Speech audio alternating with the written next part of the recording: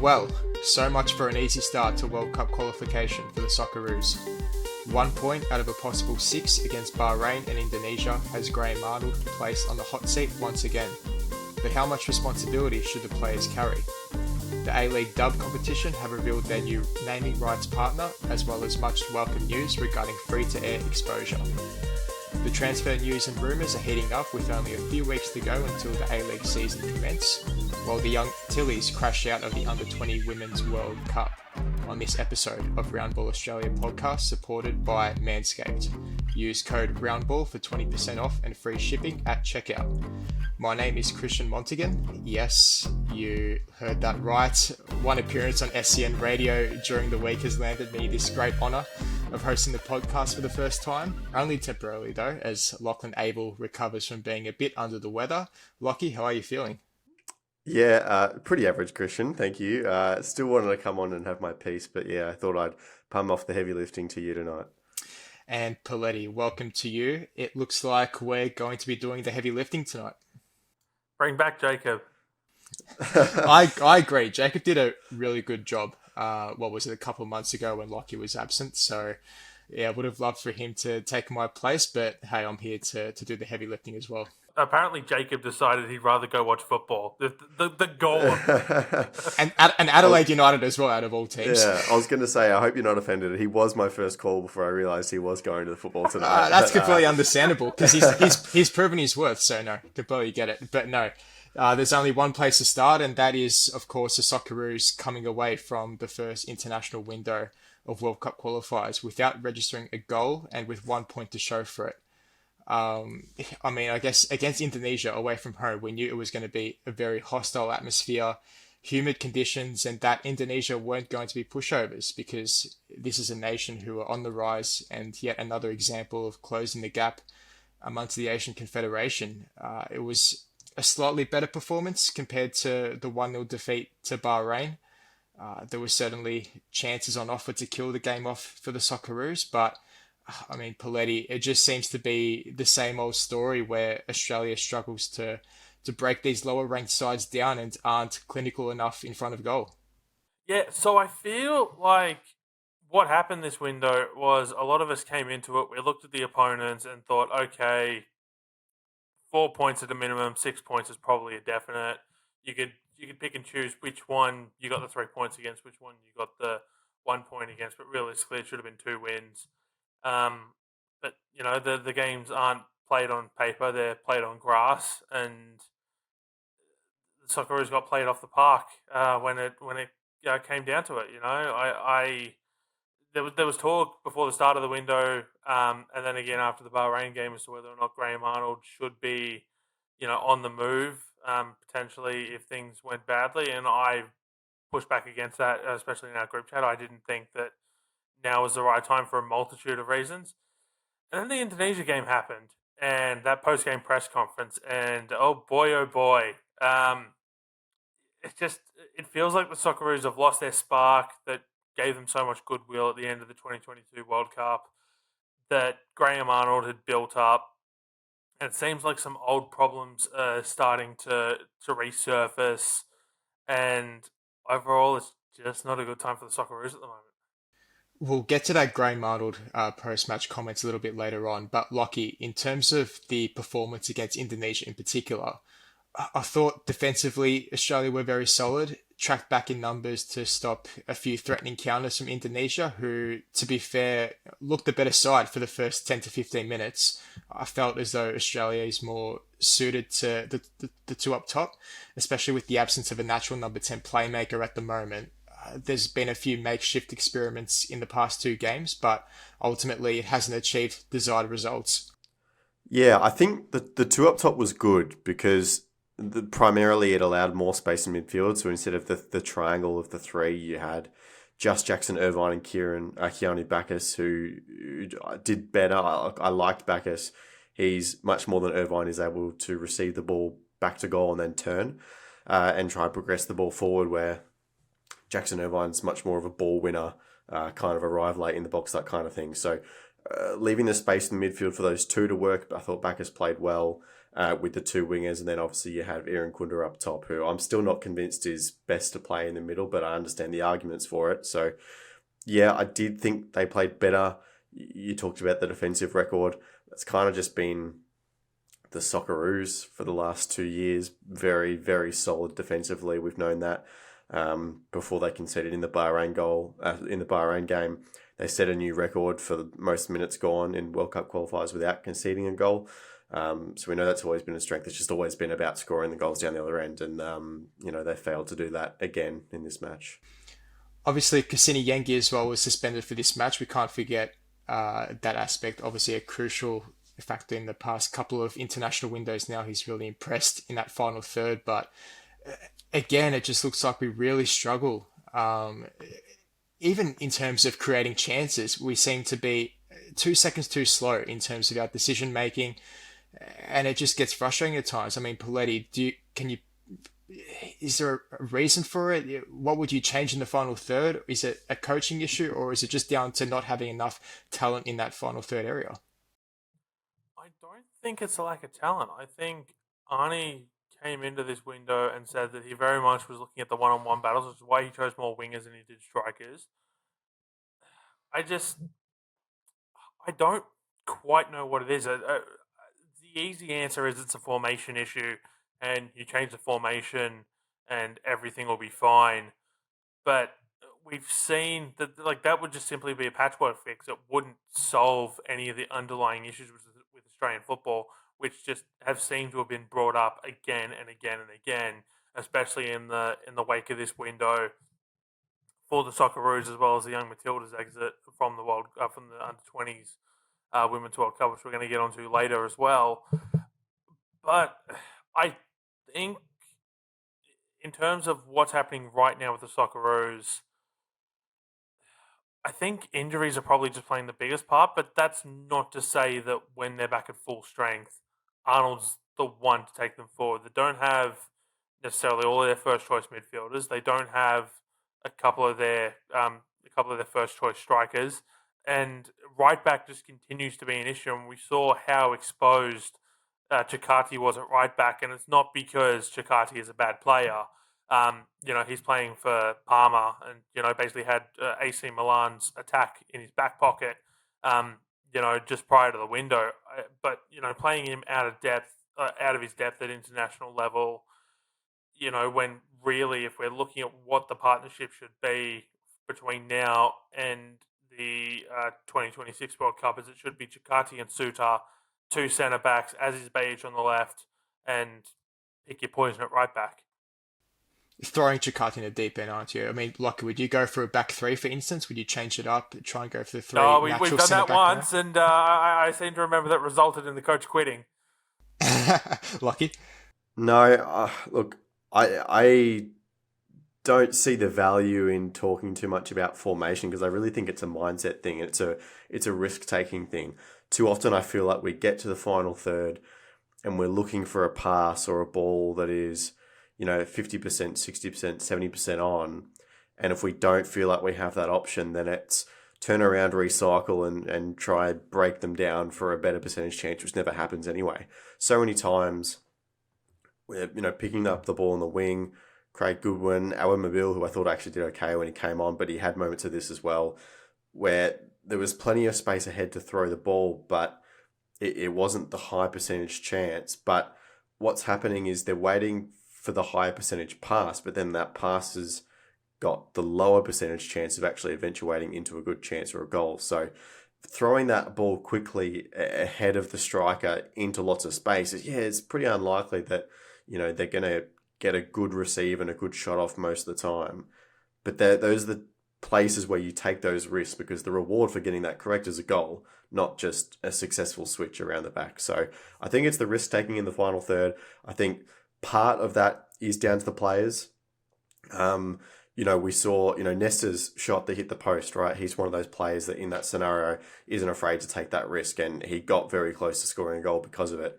But there's not a lot of other people in the front third that do take those risks, I accept, but it's also got to come down to the coach, because he's got to say, okay, we've got to be taking more risks in the final third because we need to score more goals. It's as simple as that. And I feel like we're being too conservative when we get high up the pitch.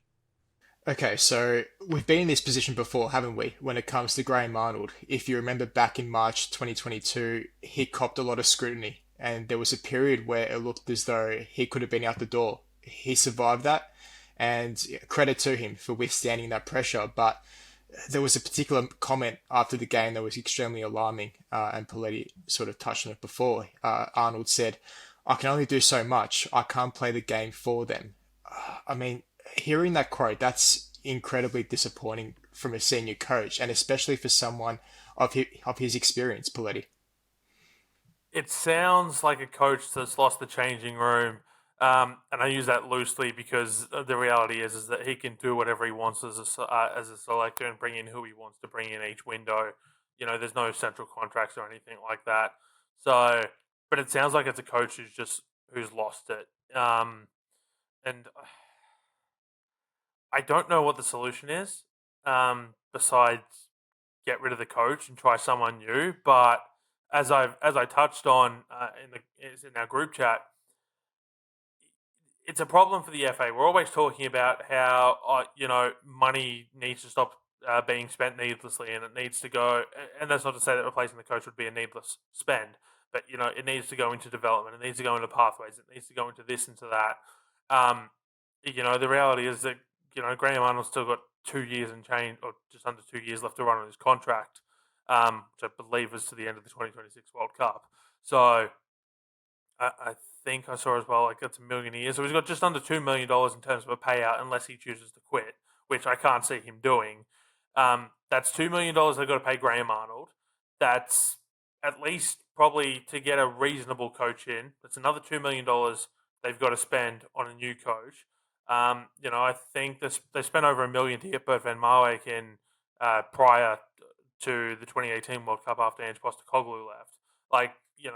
And that's so you're looking at about $4 million on coaching. That's money that Football Australia doesn't have to just throw away. Especially when you look at the fact they've still got to hire a women's coach. Prices are going up in there too in terms of contract, particularly if you want a high level coach.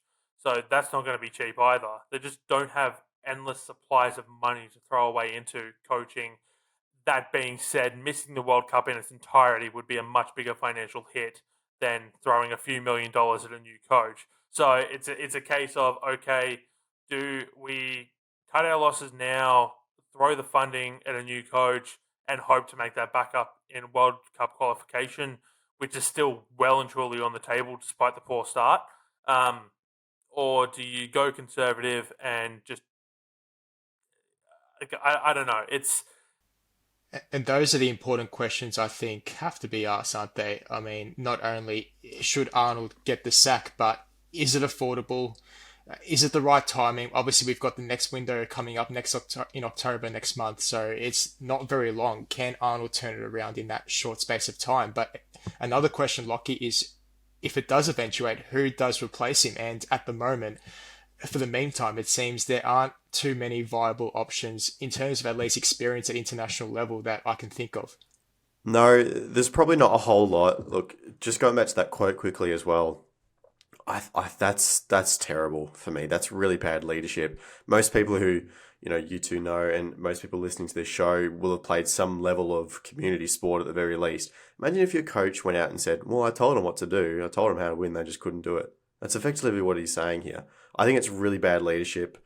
I think it makes his position close to untenable, to be honest. I can't imagine what the players' reaction was to hearing that line. Regardless of the way that the Socceroos have been asked to play, I don't think you can really question any of the players' work rates. And when you're going out there and you're doing your best to try and win games of football for your country, to hear that, I think, is pretty poor. So you're right, Christian, there's probably not an abundant list of options. My two that I've made publicly clear are Kevin Muscat, coming off the back of the CSL season in early November. He's been doing exceptionally well at Shanghai, obviously coming off the back of a league title with Yokohama as well. He's up there for me. I think if I could have any Australian at the very least, that would be him. I think just his style of football, they've been going at over 3 goals a game, Shanghai. Obviously, the quality of player is different, but the fact that his philosophy and his attacking philosophy is just desperately what the Socceroos need. If you're going to pull someone out of Australia domestically at the moment, honestly, my tip would be Giancarlo Italiano. Obviously he's very inexperienced even at club level, but what he's proven with Wellington last season and what I think he's going to prove this season is that he knows how to get the best out of the group of players that he has. Last season, we saw a play style from him which was negative at times. They would go away from home and sit back and hope to get teams in transition. But what you're going to see from Wellington this year is an evolution of their game style, and he's done that because he's been able to have a different list of players in. So with the amount of roster changes that national teams have, I think Italiano could be the person who gets the best out of the squad that he has. Calvet? Can't be it. No chance. Doing my best Jacob impression there. No, it feels as though this playing group are just lacking inspiration. We cast our minds back to the World Cup, and the whole team fought for Graham Arnold. They gritted their teeth, and that's how Australia got through to the knockout rounds, through that sort of style of football, that counter-attacking, the press, the good defence. Now it just seems to all fall apart. But Poletti, if you were in the FA's shoes, I know it's a tough question to ask on the spot, but what would you do? Would you keep Arnold for the foreseeable future, or would you feel as though, okay, we really need a drastic change, or else we're going to risk not even making the third and fourth spot for the playoffs?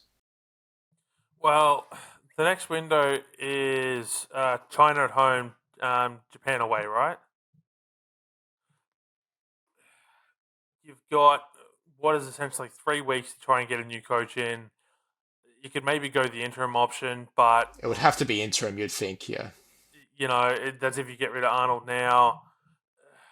I mean, could you get 3 points out of 6? 2 out of 6, maybe? Essentially, if you go to Japan away, at this point, you park the bus and just hope to buggery that, you go a 5-4-1, where it's essentially 4 6s, and a back 5, and just basically stick Mitch Duke, Cassini Yengi, whoever up top, and essentially just try to lob balls over Japan's midfield and hope that you can hit one on the counter as everyone else starts to catch up. But you'd have to play such an incredibly defensive mindset to even try to get a point against Japan there. The funny thing is, though, exactly what you've described is how we were so successful at the World Cup. It was playing a 5-4-1 with Mitch Duke up top. But I just don't know if it would work this time around, especially against a side as tactically proficient and a skill level proficiency of what Japan has. China, you could probably try to nag a couple of goals there and get a win. Because you've got to go that interim option, right? If you get rid of Arnold now, and then you've got time to build towards the November window. But once you get through the November window, there's no games until March. So that would be the ideal time to bring someone in as post that November window. Give them a few months to basically scout all the talent, who's available, who's not available, who's injured. Okay, scouting, formulating game plans and whatnot. But the problem with waiting until November is it might already be too late at that point. Qualification could be so far gone that you'd basically need to go 4 from 4, keeping in mind that you still have to play Japan at home and Saudi Arabia away. I think in terms of Japan as well, though, we discussed previously before this qualification phase that was the game away from home to Japan that we expected to drop points. So from that perspective, I don't think it'd be that much of a disaster if we did keep Arnold on for at least these next 2 games, as opposed to just getting an interim coach in. But Lockie, there was another comment that Arnold made post-game. It was along the lines of, I'll have to go back home to Australia and have a think about things. I don't see that as him thinking about his future as the coach. I see that more as the tweaks and changes he has to make, in terms of the formation, the style of play, or that sort of stuff. Is that how you see it as well? Yeah, that's a very interesting observation because I thought of both of those angles as well. And I couldn't quite pinpoint what I actually think he meant. You're probably right in the fact that he's more thinking about his play style, and maybe we do see this radical change of approach that breathes a little more life. But perhaps that is the bottom line, that the approach needs to come and change. And maybe that could be with Graham Arnold. Maybe it's not with Graham Arnold, but it has to change in some form. Oh, yeah, I wouldn't get rid of him this window. I think the timing in terms of bringing a new coach in and the qualification process doesn't make sense. But it's going to be a real test. And if you don't win that game at home against China and then you have to travel away to Japan, that's tough. And at least then, if you were to bring in a new coach, that first game, Saudi Arabia at home in Melbourne, that's a little more welcoming. So that would be my timeline. Give him another window, 2 more games, see if he does have that long think and decides to shift things up a little. If that doesn't come and there's not, at least good performances and probably at least 4 points out of that window, then that's where I'd be drawing the line. And perhaps with the Chinese Super League finishing on the 2nd of November, that might be an opportunity to poach Kevin Muscat for the 5th and 6th games of the qualification phase. Maybe get a bit of a kickstart there, but no, definitely interesting times. The only other kink in that plan is that the Chinese FA Cup final is on the 28th of November, so a fair while after the league season. And Shanghai currently in the semis. They're in the semis, in a couple of weeks, yeah. Yeah, no, that'll be interesting indeed. So for the fixtures next month, Australia face China at Adelaide Oval on the 10th of October, and then 5 days later have to travel to Japan in that crucial away from home fixture, where it is unlikely to see us getting 3 points there, but history suggests it's going to be very tough, isn't it? The last victory, I believe, was back in 2009. So, yeah, it's going to be extremely difficult indeed. But switching focus now to the dub, and a major announcement was revealed today as Shark and Ninja are the new naming rights partner in what has received a lot of positive feedback on social media.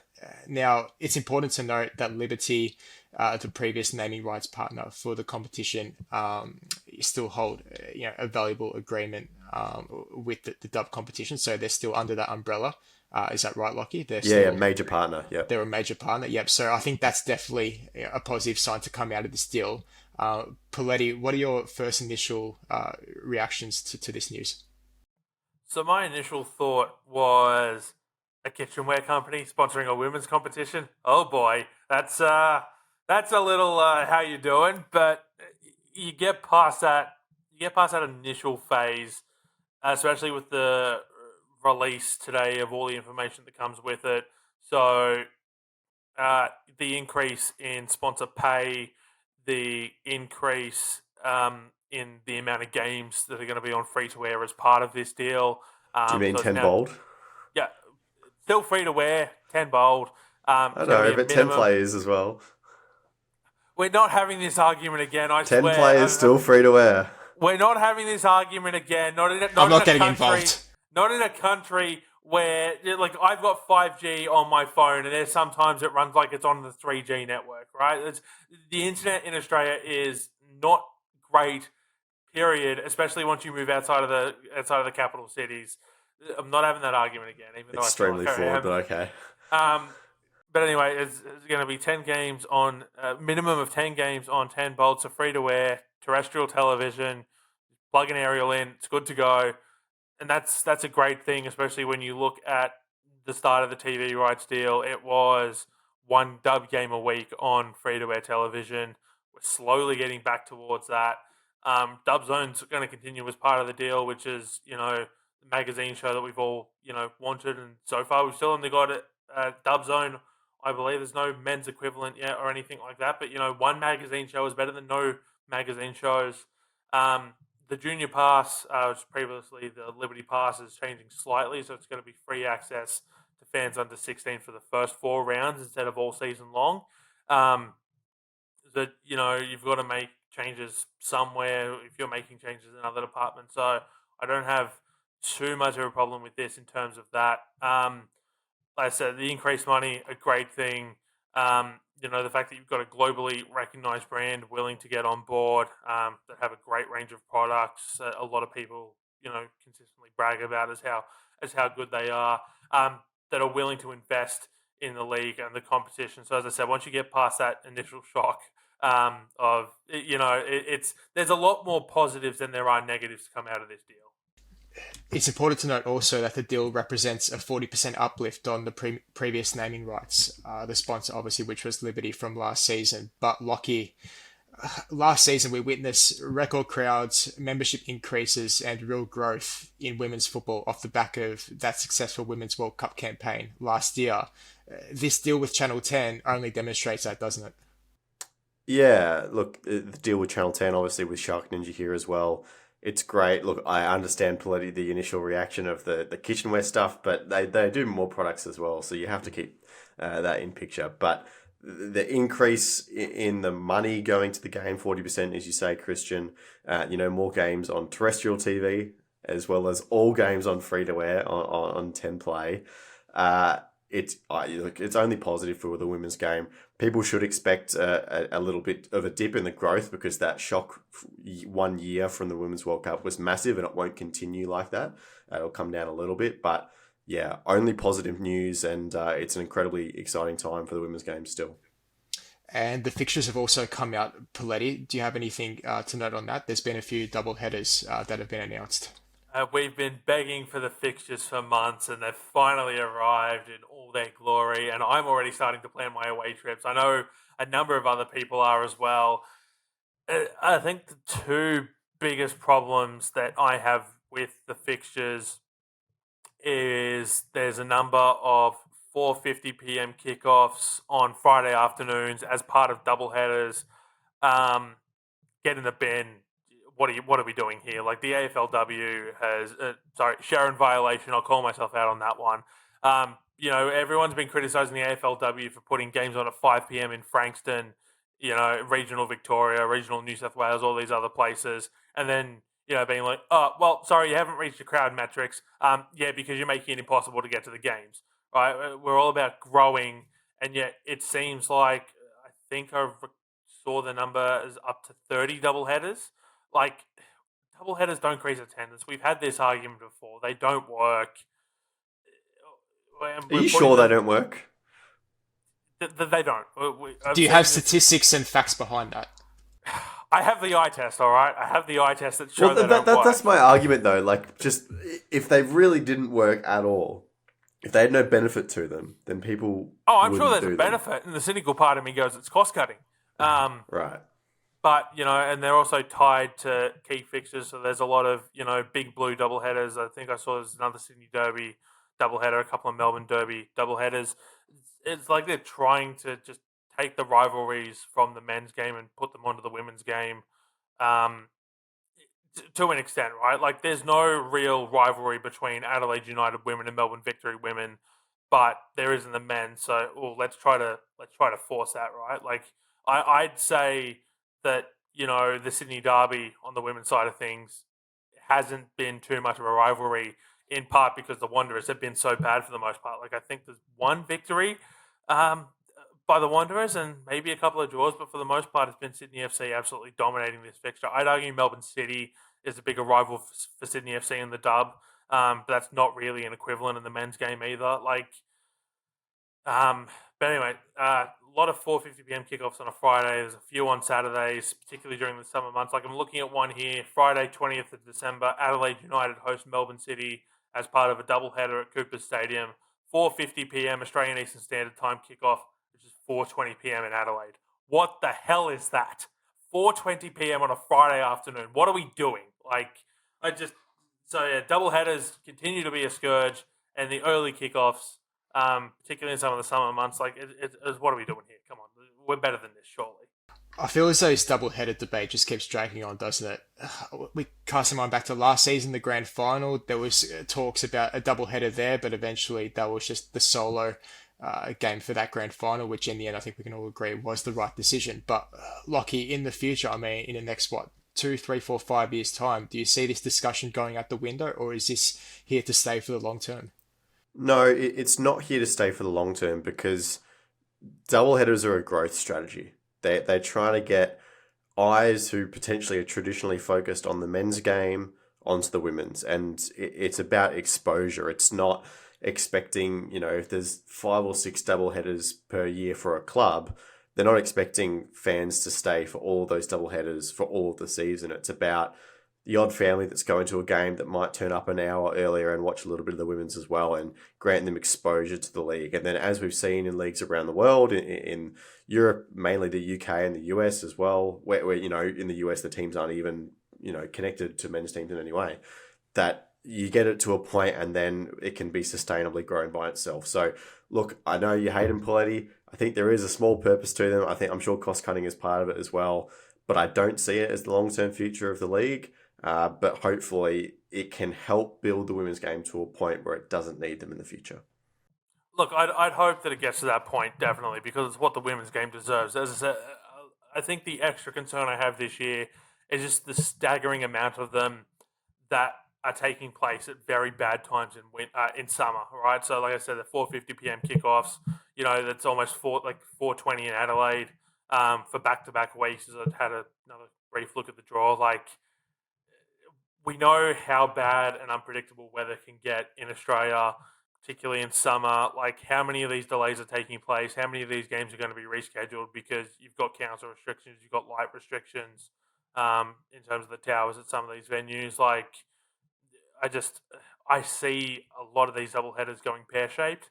And I hope I'm wrong. I hope that we get nice, calm weather in summers, barely a day over 30 degrees, but it's an Australian summer. So if you believe that, I've got waterfront real estate to sell you in the Northern Territory. That is a very good point, because part of these summer rules is that no games are allowed to start before 5 p.m. unless they are part of a doubleheader. And of course, the ones that are usually facing the grunt of that is the women's team. So they will absolutely be adversely affected. That's a good point. No, well said. Look, we're heading in the right trajectory. I think double headers will be here for at least a couple of seasons. Like you said, Lockie, until we start seeing that growth eventuating.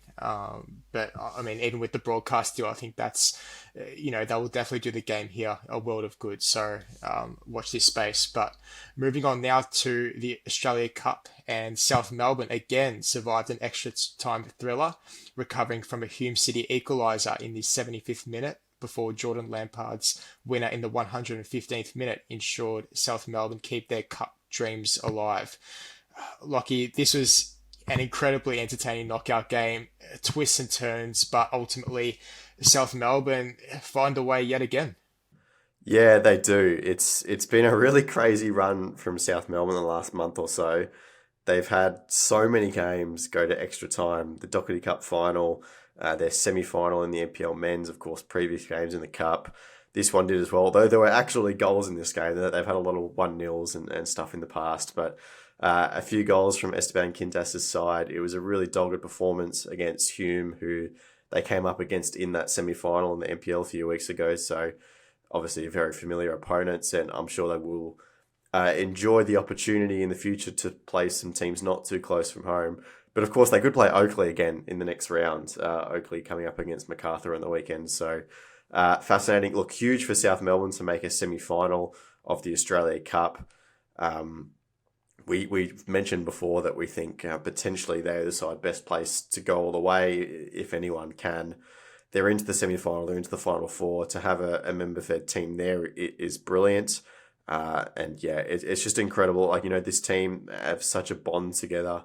They do things very differently in South Melbourne. They have these early morning training sessions, which, speaking to some of the players, I know the adaptation period is quite difficult for them. With the first few months training with the club, you have to get up so early, but it really brings them together, and they're great to watch, not necessarily just because of the football they play, but they are very clearly one team, and they go through the final four. Poletti, in the group chat last night, you messaged and said you were on team sleep, did not opt to watch extra time. Do you regret that decision? Oh no, I watched extra time. I stayed up and watched it. But that was because I had an article to edit for Ross Papadakis, who was there on the ground for us and who did a great job, as he has done throughout the entire Australia Cup. So credit to Ross. With the way that the game had sort of gone up until that point, it was a high scoring game in the sense it was 2-2. But there were so many periods of that match where it just felt like it was such a slog to watch that it was like, ugh, do I really have to sit through another half hour of this? And even then, for a lot of extra time, like, yeah, there were chances at both ends, but it just, I don't know, maybe it's just because it was too much NPL Victoria for my liking. But I knew that was coming. It felt like a slog for a lot of that extra time. And it's not like the goal was was a wonder goal or anything like that. It was simply a right place, right time sort of goal that caught the keeper out.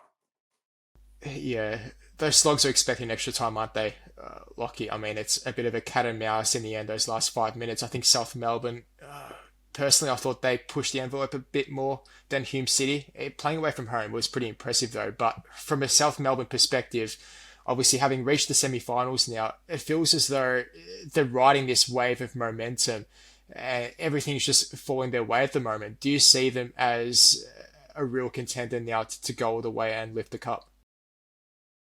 I don't think they will be a contender in the end. I think they potentially have some personnel changes coming. Their season in the NPL is now over.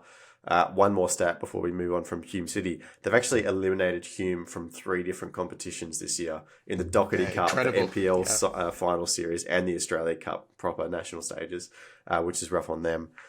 It's just the end of such a long season. They're a very tired team. They've had to work incredibly hard. They've played a lot of minutes. I think they will struggle when they come up against a really quality A-League outfit. But that's not to diminish their run at all because they've had a terrific season. Well, could that A-League team come in the final or the semi-final? Because Poletti, that will be the fixture of either Oakley Cannons or MacArthur. You've obviously followed MacArthur really closely, even last season. How do you see that matchup going, and do you think Oakley can sense an upset? I don't know. I mean, we've already seen Oakley knock one A-League men's side out of the competition, and that was a relatively underdone Sydney FC. MacArthur have looked the goods so far through the cup run. To be fair, I think regardless of who comes out of that game, I think South Melbourne are going to be licking their lips and going, "We can beat them. We don't know how, but we can beat them." And I mean, if Oakley managed to get past MacArthur, we're guaranteed a member federation side in the cup final again. For the first time since 2022 when Sydney United did it. So I think, I think it could just be a case of, South Melbourne might find their way through by default, and I use the term default loosely. But I just think that of the 3 sides left on that side of the draw, I think they're the best place to do it. I think the fact that their season has come to an end probably benefits them a little bit more. They've played a lot of football. They've had a couple of midweek fixtures. Yes, they got the week off for NPL Victoria finals by virtue of finishing top of the table. But that's almost been offset by the fact that in that time period, they've gone to extra time on 3 separate occasions, essentially adding that game back in the schedule. They've got a lot of minutes in the legs. And I think the fact that, they've got what is essentially, if I do my math right, 9 or 10 days between the next game, or it might be 2 weeks, but don't quite remember off the top of my head. It's next weekend, yeah, Saturday or Sunday. Yeah. So they've got a little bit of time to rest up, which might do them the world a favour, especially if they have to go 120 minutes again. Before you jump in, Christian, again, I just want to point out, I understand that the competition is only 10 years old, but the fact that you used the phrase from the first time since, and the since was 2 years ago in the 2022 final. I knew exactly. I realized as soon as I said it, that was wrong. It just came out, and I was like, wait, hang on. We've had 1 year without it. Lucky, quick thoughts though on that matchup, Oakley and MacArthur? Yeah, look, Oakley coming off the back of the championship in the grand final against South on the weekend, so they'll be up and about. MacArthur, I think, have looked solid. I've put plenty of praise onto Luke Bratton and the way that he's sliding into the team. So look, I still favour MacArthur. I think Stojovski's done a really good job with them in the last 15 months or so. So I still give them the edge as the A-League team. But yeah, Oakley definitely very capable. And yeah, of course, we're recording this right as Adelaide United and Western Sydney have gone to extra time as well. So that's the other tie going on. I've just seen Ryan Kiddo slot the ball in the back of the net to give Adelaide a 2-1 lead, in case you hadn't seen. So fascinating encounter here as well. I think Western Sydney have actually been the better side. I watched the first half and then we started at halftime this recording. So look, Western Sydney look good. Adelaide United have scored more goals. I don't think either team have, done themselves a disservice. But yeah, it'll be fascinating to keep half an eye on this as we wrap off this episode. It was a gorgeous goal from Kiddo, and I do want to give a shout out to the individual in the crowd. I did see the camera cut wearing a Calgary Flames Johnny Gaudreau jersey. Rest in peace, Johnny Hockey. I thought that was a nice little thing for the camera to cut too. Do we think Jacob's optimistic with a 2-1 lead heading into the second half of extra time? No. I cannot wait to read this because it's going to be as cynical as I am. Hey, even if Adelaide end up winning 4-1, I'm sure it will be a negative piece from Jacob, highlighting all the negatives from Adelaide's point of view. But I mean, did you see the goal that they conceded to the Wanderers? It did not look good. No, defending, yeah. No, definitely looking forward to reading Jacob's review piece on that one. But heading over now to some transfer news. In weeks gone past, it's heated up a bit, but in terms of news and rumours, it's died down a bit, hasn't it? We've got James Temlakovsky off to the Western Sydney Wanderers, so obviously a good week for him, just coming off the back of being crowned champions with Marconi Stallions in the New South Wales National Premier League. Obviously now signing a new A-League deal, obviously with the Wanderers. Lockie, what are your thoughts on the deal firsthand? Yeah, look, fantastic for James. He made the move from South Australia over to NPL New South Wales with Marconi this year, and obviously had a fantastic season. Scored in the final, player of the match, won the championship. So pretty good week for him, you would say. Then going on to sign a pro deal. I think it just speaks again to the situation of the league, but the fact that these A-League clubs are looking towards the NPL to sign these players, and I'm sure we'll see more. I think Gore from Heidelberg as well has just signed up at the Mariners. That one came through later today. So it's great that these A-League clubs are looking to the NPL because there is a lot of talent there.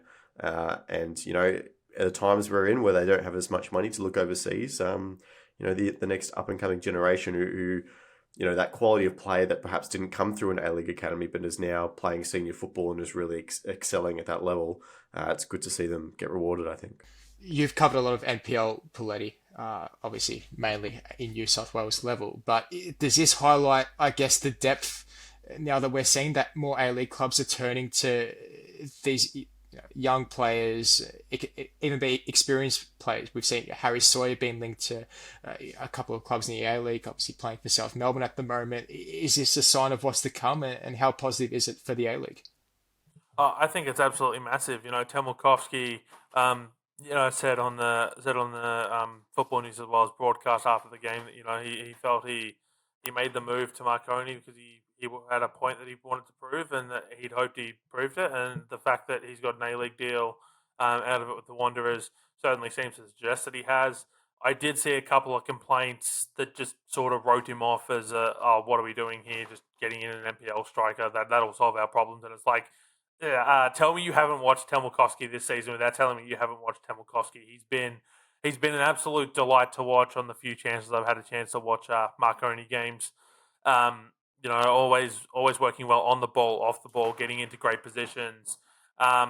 Real team player, and I'll highlight this quote that he gave to Roundball Australia following the game when I asked him, if he felt he deserved to be man of the match, given sort of how many players there were that were so instrumental in their victory. There's a lot of players I can give man of the match to: Anton, Marco Yesic, Dom Costanzo. I could give it to all my teammates. For me, I don't care if I got man of the match. I care that we won the trophy. And I think that just says so much to his mentality that he really knows that it's a team sport, and he can have individual brilliances and goal of the season highlights and all of this thing. There was a great goal he scored. I want to say Sydney United off the top of my head. So he scored it against where he just banged it in from 35 meters out. But just despite those highlights, ultimately he knows it's a team game, and that his responsibility is to the team. And I think that's something that the Wanderers are going to need this season. Look, I'm not gonna pencil him in for 20 goals this season in the A leagues, but it wouldn't surprise me if he gets to double digits at all this season. Perhaps he's joined the Wanderers because of a certain play in Juan Mata. It's been, at the time of listening, 1 week since that signing has been unveiled. Well, 8 days, time of listening. So there has been some controversy, though, in the past couple of days. So a Sydney-based Manchester United supporter group posted on X, there'll be a large group of Red Devils fans at the Sydney Derby to support Juan, obviously with his ties with Manchester United and Chelsea in the Premier League.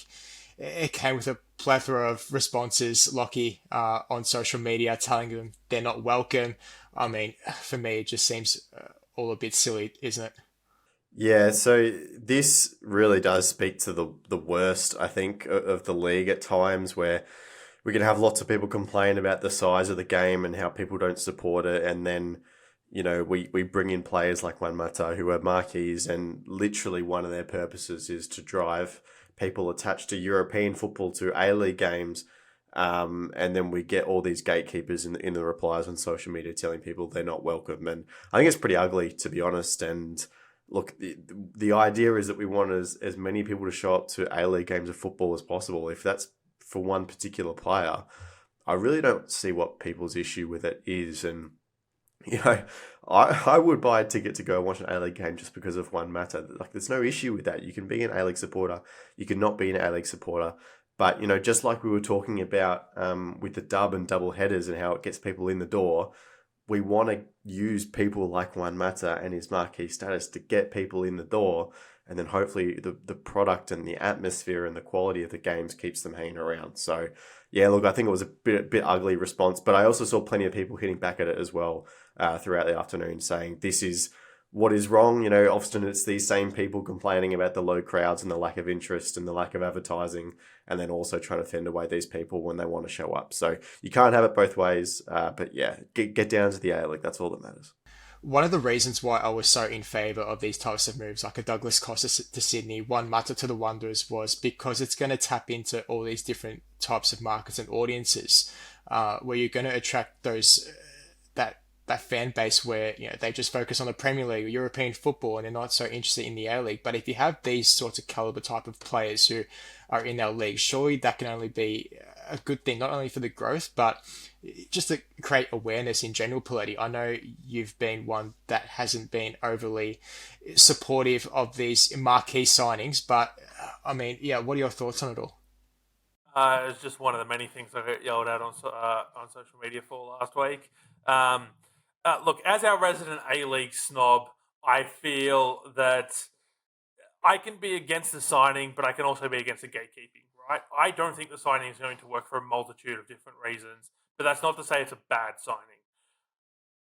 I think that, look, at the end of the day, all the points that Lockie touched on is that we want to get fans through the gate. We're complaining about low attendances. We're complaining that TV companies don't want to, look at the product, invest in the product. We're complaining that, half of the Socceroos games over the next cycle are behind a paywall.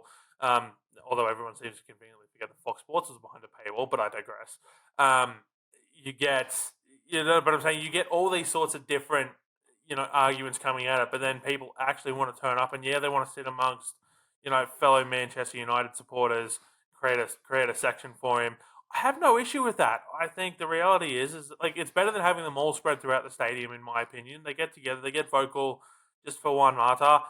They might go to the pub afterwards to watch the Manchester United game following the Sydney Derby. But I've got no idea what time they're playing. I don't know the schedule. But, I'm sure there's a pub somewhere in Parramatta that will be showing a Manchester United game, as long as it's that sort of Saturday game. And they might sit around, watch Man United all together and go, wow, how good was that game we just watched the A-League? And they come back the next week. And they come back the week after. We saw it with Del Piero. Some people stuck around. We saw it with Shinji Ono. Some people stuck around. We saw it with, all these different Robbie sorts of Fowler. players. Rugby fella. They came in, they stuck around. I'm not going to speak to Sturridge because I don't know if 20 minutes of impact was enough to get people to stick around. But like we've seen with these marquee signings in the past, that people come in, they stick around. Is it in the numbers that we would like them to? No. But there's still some that come in and stick around. And I think if you can turn them into rusted on A-League supporters like me, they may not get to A-League snob level, but they may become a regular attendee at an A-League fixture. And ultimately, as we said, that is the purpose of this signing, these sorts of signings. And I don't have an issue with it. And if you're trying to gatekeep, then, what are we doing here? Yeah, from all accounts, Martha's extremely level-headed. He's got that experience. I think it's a no-brainer to not at least accept him and just give him a say. What's he gonna be like? Just give him at least half a season just to see. From all accounts, he's not here for a paycheck. There were rumors about Douglas Costa coming here for a holiday, which need to play out and see. But in terms of the gatekeeping stuff, I don't agree with it personally. But hopefully, that stuff all peters out and we don't see much of it once the league season starts. Just before you move on from transfers, actually, it's worth noting that next Monday, the 16th, is the closure of the men's, I want to say, transfer window. I'm not sure if that's the official terminology. I'm sure there's still another registration deadline after that, but we are fastly approaching the time where, essentially these kind of more regular signings can't be made. So it's getting down to the last few days, yeah. Yep, counting it down indeed. Cannot wait for the season to start. Well, last but not least, the Under-20 Women's World Cup. It was a very disappointing campaign from the young Tillies, it must be said. We've got to be honest about it. 3 games, 3 losses, and not a single goal registered. I mean, this is a squad coming in with a lot of talent, touted as, I guess, the new golden generation without trying to add too much pressure to this new crop coming through. But Poletti, what were a couple of things from your perspective that just didn't click throughout the tournament? Okay, so I'm not going to say that things didn't click per se. Conceded 6 goals, didn't score any, which was a little bit worse than what happened in 2022. But you've got to remember is that this side qualified directly for the first time since 2006. In 2022, we got in based on 2019 results because of the COVID pandemic and because North Korea withdrew from the tournament. And so as the next best side, Australia was nominated to be the AFC representative for the tournament. Now, keeping that in mind, a lot of our golden generation that's currently coming through never qualified for this tournament either. We've got to remember that. No Sam Kerr, no Caitlin Ford, no Mackenzie Arnold. Like they didn't qualify for this tournament. The other thing that we need to keep in mind is that what's happened here is the rest of the world has kept up with its development, while Australia, despite a lot of its talent, has sort of stagnated, for lack of a better word. We've only just gone to a full home and away season in the A-League Women's, which is 23 games, including the extra few Unite round plus finals, whereas some of these other nations are doing full 30-game seasons. We've still got players playing NPL Women's in their off-season, essentially playing year-round, because that's sort of the option. Otherwise, they sit in basically what is, for all intents and purposes, a 6-month off-season. We complain that A-League Men's is the longest off-season in world football. Well, that's not quite true because we have another competition in our backyard that has a longer off-season than that. So, I think that's one of the things that needs to be looked at is, is it a case of A-League Women's expansion? Is it a case of we uneven the schedule and so you've got teams playing each other 3 times? Like, is it like the men's where it's home and away plus 4 extra games and you pick the big money games? Like, the season needs to be longer, and I say that knowing full well we've only just had expanded seasons in the last 3 years and the numbers going up, but it needs to go up faster so that we don't have our A-League Women's talent playing and then essentially going straight into NPL Women's and then going straight back into A-League Women's. We see everyone moving away from that in world football. That being said, talking about the players, a lot of these players, or some of these players played in the 2022 edition of the World Cup. There are a couple of players that were missing from this because it fell outside of a FIFA window, so clubs aren't obligated to release the players. Daniela Galic, huge loss for this side. It can't be understated how big of a loss she was. She was A-League Women's Young Player of the Year. Got the move to FC20. Which is why she wasn't available for this tournament. But overall, I thought there are a lot of good players at this tournament for Australia. Sasha Grove right up there amongst them. I thought her distribution work, I thought her defensive work was great. Avani Prakash, I've spoken, ad nauseum about how good she is. She looked completely fine playing at this level, and she's only 17. Amber Luchtmeyer looked good coming on. The Dos Santoses looked good when they played. Maddie Caspers got injured in the lead into the tournament, so she didn't play a minute. But, overall, great side that was there. Just ran into sides that were better than them on the day. Colombia, Linda Caicedo, what can you do there, right? Just an absolute star. But the other key thing to remember as well is this is a side that the bulk of its squad is still eligible for the next tournament. So the likes of Avani Prakash, Amber Luchtmeyer, they're all available for the next cycle. So 2 years down the line, pending qualification, this side's going to be a lot more experienced. They're going to have played a lot more professional football, or semi-professional football at least in the A-League Women's. Some might even have overseas transfers waiting for them. We don't know what's going to happen in that respect. But there's a lot of talent coming through that if you can keep the core of this side together in terms of who comes into the next tournament, again, pending qualification at the Asian Cup, I fancy Australia's chances are going to be much better at 2026 of getting out of the group and actually doing quite well.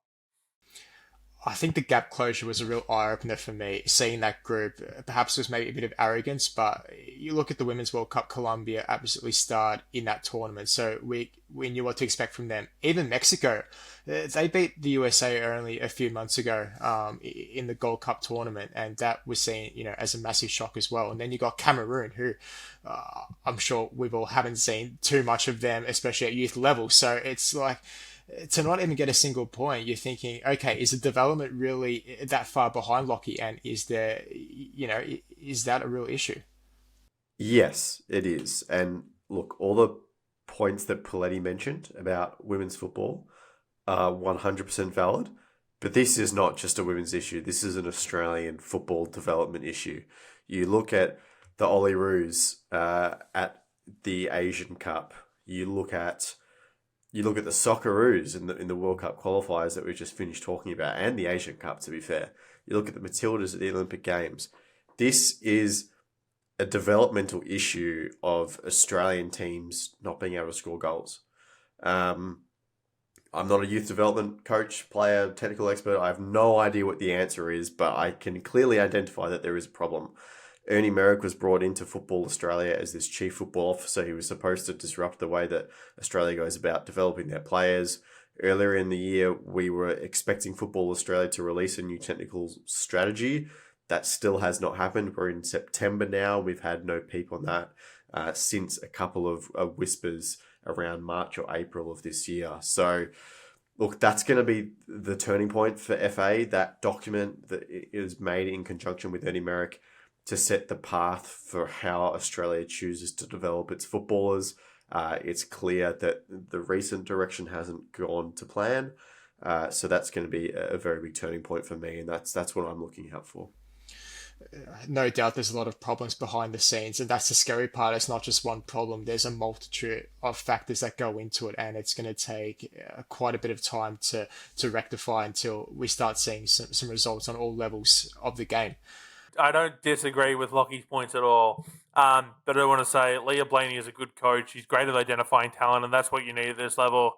We talked about player development, which is a national team problem. I think it's just you look at, and I'm not saying Daniela Galic again would have been the be all end all in terms of this squad gets out of the group stage with her, but I think Australia has just fallen behind a bit of the rest of the world, and I think it just needs to start playing catch up. Which, when you look at how dominant Australia has been in terms of its global leading in terms of women's development, despite some of the challenges behind the scenes. To watch it sort of fall off as the rest of the world catches up is really an eye-opener. Yeah, we can only sit here and hope that there's drastic changes behind the scenes. Otherwise, we risk falling behind even further against some of these nations that have really caught up in terms of investment, youth development. So, yeah, very testing times indeed for the future. But that will do for this episode of Roundball Australia podcast. Thanks to Manscaped for supporting our show. Use code ROUNDBALL for 20% off and free shipping at checkout. Thank you, Lachlan Avil, for joining us. Thank you, Christian. Well done. Poletti, thank you. Oh, it's still 2-1 in Adelaide as well. It's about 5 minutes to go, and Wanderers probably should have had a handball, so I think they might be feeling a little bit aggrieved if they go on to lose this one from there.